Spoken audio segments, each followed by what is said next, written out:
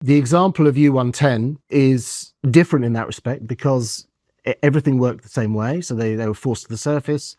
The captain decided to try and scuttle it, got his crew off, but for some reason it didn't work. Either the order wasn't carried out to, pull the seacocks, or you had to open various levers to sort of let seawater in and so on. For some reason that didn't happen. So the crew are all kind of floating away from this U-boat, which he's expecting to see, sink beneath the waves, and it doesn't. And then there's a horror of horrors. A British boarding party comes out to U-110 and starts rifling through everything, pulling out the Enigma machine, pulling out all the code books.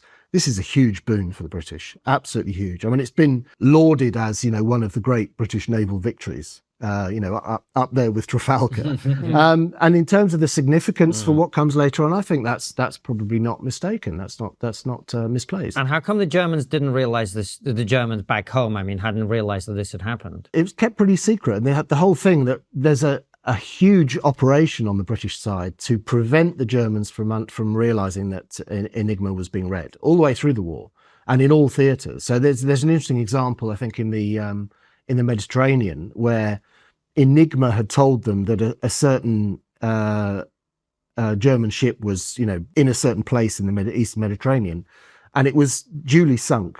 And then, so as to make sure that the Germans kind of didn't realize that we knew what was going on, where this was going to be, they sent out reconnaissance planes, just so that from the German side, the narrative was, okay, it was spotted by the reconnaissance planes. So all the way through, there was always this maximum effort given to trying to sort of shield the reality of ultra intelligence.